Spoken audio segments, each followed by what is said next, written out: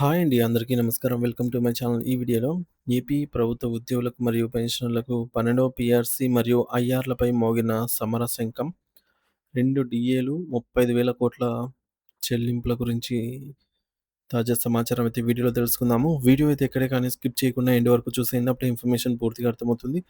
అలాగే వీడియో చూస్తున్న ప్రతి ఒక్కరు వీడియోకి లైక్ చేయండి ఫ్రెండ్స్. ఈ వీడియోని తోటి ఉద్యోగ, పెన్షనర్ మిత్రులతో అయితే షేర్ చేయండి. కొత్తగా మన ఛానల్ చూస్తున్నవారు ఇంకా ఎవరైనా సబ్స్క్రైబ్ చేసుకోకుంటే వెంటనే మన ఛానల్ అయితే సబ్స్క్రైబ్ చేసుకోండి. సో, దీని ద్వారా నేను చేసే లేటెస్ట్ వీడియోస్ అన్నీ కూడా మీ వరకు రీచ్ అవుతాయి. ఇక ఆలస్యం చేయకుండా వివరాల్లోకైతే వెళ్ళిపోదాము. ఫ్రెండ్స్, ఇక విషయానికొచ్చినట్టయితే ఆంధ్రప్రదేశ్ రాష్ట్రంలో ప్రభుత్వ ఉద్యోగులు, ఉపాధ్యాయులు మరియు పెన్షనర్ల సహనం నశించి వారి ఆవేదన ఇప్పుడు ఒక మహా ఉద్యమం రూపం అయితే మారబోతుంది ఉద్యమ రూపంగా. మరి గత కొంతకాలంగా తమ న్యాయమైన డిమాండ్ల కోసం ఎదురు చూస్తున్న ఉద్యోగ వర్గాలు ఇప్పుడు ప్రభుత్వంపై ఒత్తిడి పెంచేందుకు సమరశంఖం పూరించాయి. ముఖ్యంగా 12వ వేతన సవరణ సంఘం 12th పీఆర్సీ ఏర్పాటు మరియు మధ్యంతర భృతి ఐఆర్ ప్రకటన విషయంలో ప్రభుత్వం అనుసరిస్తున్న జాప్యంపై ఉద్యోగులు తీవ్ర ఆగ్రహంతో అయితే ఉన్నారు. 11 పీఆర్సీ గడువు ముగిసి కొత్త పీఆర్సీ అమల్లోకి రావాల్సిన సమయం ఎప్పుడో దాటిపోయింది. ప్రభుత్వం కనీసం కమిషన్‌ను కూడా నియమించకపోవడం వారి భవిష్యత్తును ప్రశ్నార్థకం చేస్తోంది. ఈ నేపథ్యంలో తమ సమస్యలను గాలికొదిలేసి చూస్తూ ఊరుకోబోమని, అవసరమైతే అసెంబ్లీని ముట్టడించడానికి కూడా వెనకాడబోమని ఉద్యోగ సంఘాలు హెచ్చరించాయి. రాష్ట్ర వ్యాప్తంగా ఉన్న ఉపాధ్యాయులు, ఉద్యోగుల ఆర్థిక పరిస్థితి ప్రస్తుతం అత్యంత దయనీయంగా మారింది. ఎందుకంటే దాదాపు 35,000 కోట్ల రూపాయల మేర బకాయిలు ప్రభుత్వం వద్ద పెండింగ్‌లో ఉన్నాయి. ఇందులో 4 విడతల డీఏ బకాయిలు, పీఎఫ్, ఏపీజీఎల్ఐ మరియు రిటైర్మెంట్ బెనిఫిట్స్ వంటివి ఉన్నాయి. ఒక ఉద్యోగి తన జీవితాంతం కష్టపడి దాచుకున్న సొమ్మును అవసరానికి వాడుకోలేకపోవడం మరియు పదవి విరమణ చేసిన తర్వాత కూడా ఆ సొమ్ము కోసం కార్యాలయాల చుట్టూ తిరగాల్సి రావడం అత్యంత బాధాకరం. అందుకే ఈ 35,000 కోట్ల రూపాయలను ఎప్పుడు చెల్లిస్తారో ప్రభుత్వం శ్వేతపత్రం విడుదల చేయాలనైతే ఆ వివరాలను ఉద్యోగుల పే స్లిప్‌లో స్పష్టంగా పొందుపరచాలని వారు డిమాండ్ చేస్తున్నారు. విజయవాడ నగరం బుధవారం నాడు ఉపాధ్యాయుల మహాధర్నాతో దత్తరిల్లిపోయింది. రాష్ట్ర ఉపాధ్యాయ సంఘం ఏపీఎస్‌టీయూ ఆధ్వర్యంలో నిర్వహించిన ఈ నిరసన కార్యక్రమంలో వేలాది మంది ఉపాధ్యాయులు పాల్గొని తమ గళాన్ని వినిపించారు.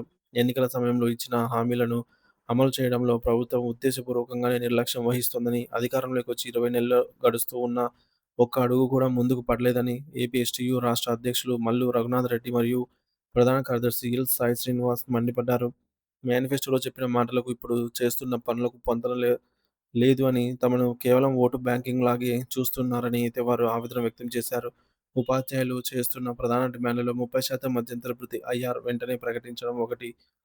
పీఆర్సీ నివేదిక రావడానికి సమయం పడుతుంది కాబట్టి ఈలోపు పెరుగుతున్న ధరలకు అనుగుణంగా ఉద్యోగులకు ఆర్థిక ఊరటనిచ్చేందుకు ఐఆర్ తప్పనిసరి. అలాగే పెండింగ్‌లో ఉన్న 4 డీఏలలో కనీసం రెండింటిని తక్షణమే విడుదల చేయాలని వారు కోరుతున్నారు.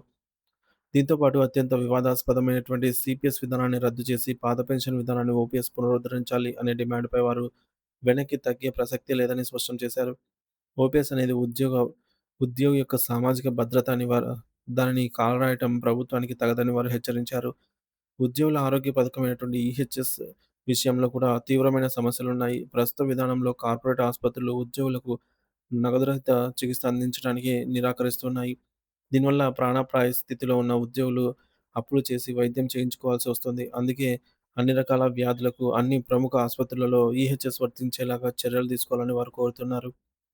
అలాగే ఉద్యోగ విరమణ చేసిన మొదటి రోజునే పెన్షన్ ప్రయోజనాలు అందజేయాలని, వృద్ధాప్యంలో పెన్షనర్లను ఇబ్బంది పెట్టడం ఆపాలని డిమాండ్ చేశారు. మరోవైపు ఉపాధ్యాయులపై పెరుగుతున్న యాప్ల భారం మరియు అనవసరమైన పనుల ఒత్తిడిపై కూడా వారు గళమెత్తారు. బోధన కంటే ఎక్కువ యాప్‌లలోనే డేటా ఎంట్రీ చేయడానికే సమయం సరిపోతుందని, ఇది విద్యార్థుల భవిష్యత్తుపై ప్రభావం చూపుతుందని వారు ఆవేదన వ్యక్తం చేశారు. ఆదివారం కూడా పనిచేసేలా నిబంధనను రద్దు చేయాలని, ఉపాధ్యాయులకు కనీస గౌరవం ఇవ్వాలి అని వారు కోరుతున్నారు. కాంట్రాక్ట్ మరియు ఎంటీఎస్ ఉపాధ్యాయులపై సరైన వేతనాలు ఇవ్వకుండా ప్రభుత్వం వారిని వేధిస్తోందని జాతీయ స్థాయి నాయకులు కత్తి నరసింహారెడ్డి మరియు ఇతరులు మండిపడ్డారు. ప్రభుత్వం ఇప్పటికైనా మొండి వైఖరిని వీడి ఉద్యోగ సంఘాలతో చర్చలు జరిపి ఒక స్పష్టమైన రోడ్ మ్యాప్ ప్రకటించాలని వారు డిమాండ్ చేస్తున్నారు. ఒకవేళ బడ్జెట్‌లో తగిన నిధులు కేటాయించకుండా, తమ సమస్యలను పరిష్కరించకుండా కాలయాపన చేస్తే మాత్రం చలో అసెంబ్లీ కార్యక్రమం ద్వారా రాష్ట్రాన్ని స్తంభింపజేస్తామని కూడా వారు ఈ సందర్భంగా హెచ్చరించారు.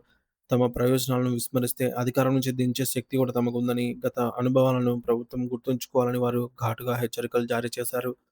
మరి లక్షలాది మంది ఉద్యోగుల ఆవేదనను ప్రభుత్వం గుర్తించి తక్షణమే 12 పీఆర్సీ కమిషన్‌ను నియమించి ఆర్థిక బకాయిలు విడుదల చేస్తుంది అని అయితే అందరూ ఆశిస్తూ ఉన్నారు.